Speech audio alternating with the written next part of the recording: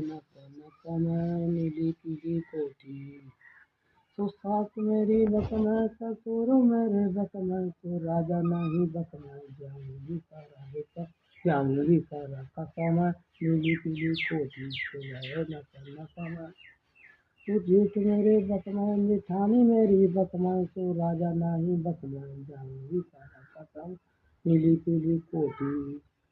तो देवर मेरे बक में देवरानी मेरी बक में, तो राजा नहीं बक में जाऊंगी सारा कसम नीली पीली कोठी। तो नंद मेरी बक में नंदोई मेरे बक में, तो राजा नहीं बक में जाऊंगी सारा कसम नीली पीली कोठी। इस गाने का अर्थ कोई भी माई का लाल बता दे अगर, तो हमसे नाम ले जाए वो, और हम समझ लेंगे कि इस कोठी इस गाने का अर्थ निकाल लिया उसने, तो हम समझ लेंगे ये हमारे योग्य है। अच्छा। हाँ ये